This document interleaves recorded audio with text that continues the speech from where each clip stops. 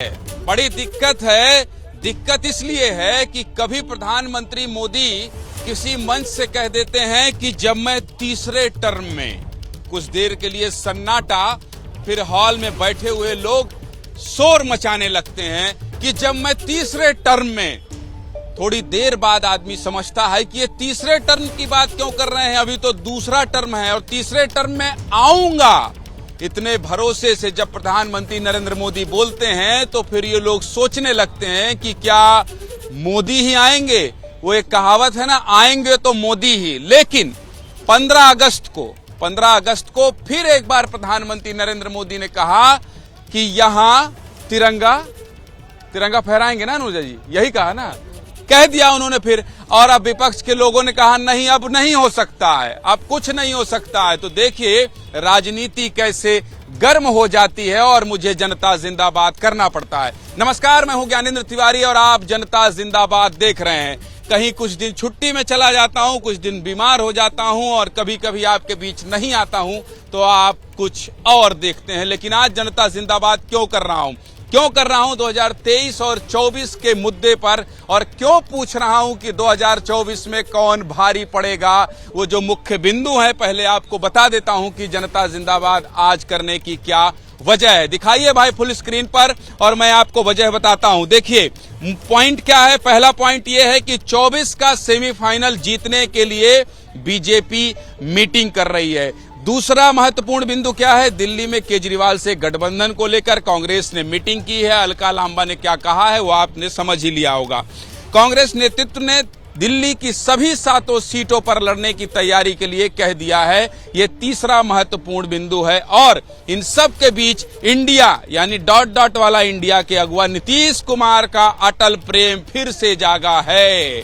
और मनोज मुकुल जी ने आज एक ट्वीट किया है। उन्होंने लिखा है कि पिछली बार ये प्रेम नहीं जागा था, वो नहीं आए थे, लेकिन इस बार जागा है। और अंतिम बिंदु क्या है, और इधर शरद पवार का सस्पेंस है कि खत्म होने का नाम ही नहीं ले रहा है। वैसे भतीजे ने सब कुछ साफ तो कर ही दिया है, उप मुख्यमंत्री की ताजपोशी अपनी करवा ली है। और बीच बीच में जब चाचा से मिलने जाते हैं तो हमको बताना पड़ता है कि इस वक्त की बड़ी खबर यह है, चाचा भतीजे की मुलाकात हो रही है। तो चाचा भतीजे की दूरी कितने दिन की रह पाएगी, ये भी एक बड़ा सवाल है। लेकिन 2023 में एक सीट कैसे जीतना है, बीजेपी उस पर मंथन कर रही है। और जहां चुनाव है उन चुनावी राज्यों से नेता दिल्ली बुलाए गए हैं। पूछा जा रहा है बताइए क्या होने वाला है। तो पहले आप समझ लीजिए कि मैं जनता जिंदाबाद क्यों कर रहा हूं, एक रिपोर्ट देखकर, फिर उसके बाद मेहमानों से, जनता से चर्चा की शुरुआत करेंगे। पहले एक रिपोर्ट। अगली बार 15 अगस्त को इसी लाल किले से मैं आपको देश की उपलब्धियां उससे भी अधिक आत्मविश्वास के सामने आपके सामने मैं प्रस्तुत करूंगा। नीतीश का अटल प्रेम, मिला उनसे बहुत ज्यादा, वो इतना प्रेम करते थे, इतना हम लोग उनकी इज्जत करते थे और हम कभी भूल नहीं सकते हैं उनको हमेशा। मुझे लगता है किसी की समाधि पर जाने पर इतनी राजनीति क्यों की जाए।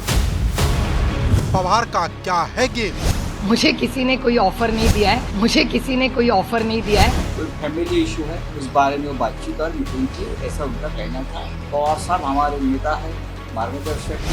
तो ये जो बातचीत या जो बातें बाहर आ रही है उस पर कोई तथ्य नहीं है। एनसीपी के बारे में निश्चित तौर पर उन्होंने कहा है कि हमारा ये फैमिली इशू है, पर मेरे को लगता है कि लोगों में एक उसके गलत सिग्नल जा रहे हैं, उसकी वजह से। कांग्रेस साथ या खाली हाथ।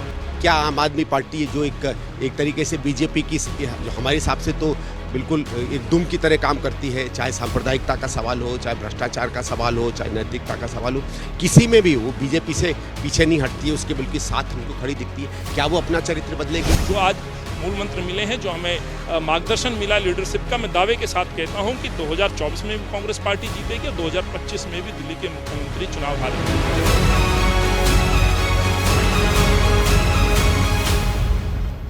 जैसे ही घड़ी का काटा दोपहर 2:30 पे आए, बबीता जी का दिल सास बहू साजिश के लिए मचल जाए।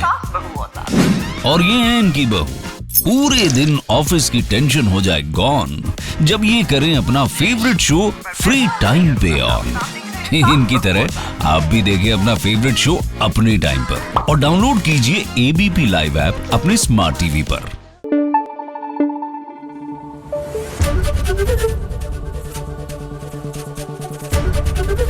एबीपी न्यूज आपको रखे आगे।